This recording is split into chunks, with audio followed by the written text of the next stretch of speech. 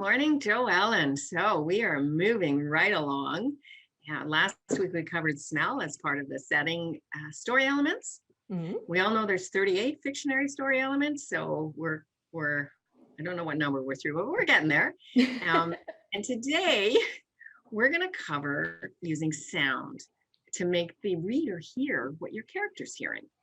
That's great. And so we're going to talk about the sounds and how we use them in every single scene of our writing, not just the general, but you're making sure you're including all of those senses again and again and again. So I'm going to let you start by telling us how can we make our scene better by using sound in our writing. Okay. Yeah. So the first thing is sound creates atmosphere. Yeah. And it does it really quickly. So let's look at Jaws. Don't. We all know that sound, right? Okay, I'm going to be eaten. And I was terrified when I was, young teenager when that came out to swim in my lake because I could hear that sound like there's a shark in the lake.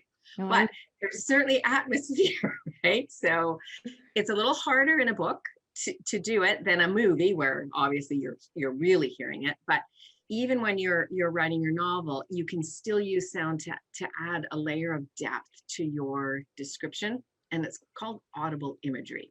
Mm-hmm. You can show locations with sound. So instead of telling the reader where a character is, you could say, raindrops pummeling pavement will tell your reader that the character is outside, perhaps in an urban setting, but you get a much better feel just by the sound without saying they're standing on pavement, right? And everybody can feel raindrops hitting pavement. And so you not only hear it, you get a feeling of wet feet and uncomfort and that kind of thing. Let's talk a little bit about, when do you want to use sound? So sound is great at the beginning of a scene. You can use it to anchor location. Mm-hmm. And that's a helpful way without saying my reader is standing outside on the pavement. You can give a nice little example. Mm-hmm. You can use it when something is important to a character. Now, I always go back to dogs. So a dog trainer is going to be tuned into hearing barking. And so that'll be a sound that they notice, right?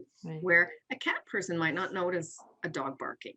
Or maybe they find it really irritating where a dog trainer is intrigued by it because they want to understand it. So it can tell you a lot about your character just by what sounds they pay attention to.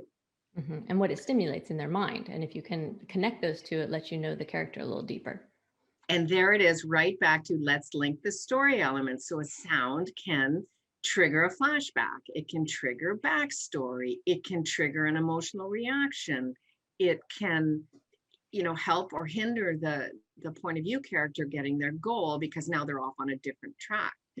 It can really show emotion. So if you think of a character hiding in an empty building and the power's off and the villain's looking for them, mm-hmm. that character is going to be listening for any noise that helps them determine where the villain is.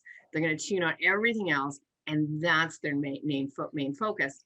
And then here comes the twist. They hear something they don't expect. Right. So right there, you're adding pacing, you're speeding it up by having the character really in tune to what they're hearing or not hearing. Mm-hmm. Sounds good. Okay.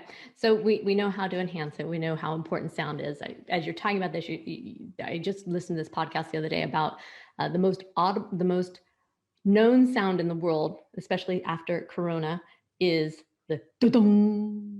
And you know what I'm talking about as soon as I say it. I don't have to say it, dong, and we go. I totally do. Yep. Binging. And there was a whole podcast about how it was created, what it's made from. But that's a perfect example of sound and how it stimulates a feeling, a direct reaction, an emotion. It's like, Pavlov, we don't start drooling, but we, whatever it may be. So absolutely. What are the pitfalls? How do we connect this? How do we make sure we're doing dong? It's really popular and positive to our characters versus something that may actually create a problem for the writer and reader. And that's a great lead in because it's such a short sound. Oh, it's right? So it's just short. there. Uh-huh. So filtering is a common mistake that happens with sound. And what it means is you're adding extra words around the sound. So going back to my dog example, she heard the dog bark. Mm-hmm. Okay, that's long versus the dog barked. Short. we know, so we're in this character's point of view, we know she heard it because you put it in the scene, the dog barked. And so you can shorten it right down, pick up the pacing. The reader is going to feel like they heard the dog bark versus she heard the dog bark. Right. And the other thing that helps with, of course, is pacing, because now it's much faster. You're just rolling through and you're part of the scene. And so it feels much faster. I want to make the same comment that I made with sound or smell, is that the sound has to be familiar to the reader. So if you're describing something really unique, you need to make sure you do add extra words for what that sound is, because you really don't want your reader to go have to look it up. That, and it's very easy to do on the Kindle. You can click a let me read this and get interested in something else because you're learning a new word and you don't know what that sound is. Okay. Yeah, that's true. It's true. It's too easy to be drawn away, and it's making sure that you give everything that's necessary there, but it actually adds without overloading, can we say? Because quite often when we're editing, we see that there's just too much description. And if it takes that much to describe it, can you just change it? Can you just do it better? So again, that's very much part of it. So we're going to go through all of our scenes as we do every week.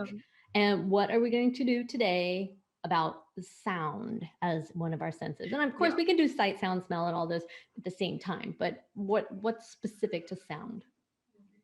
So specific to sound, I'm just going to back up to what you said of just do it better, right? It seems so simple, just do it better.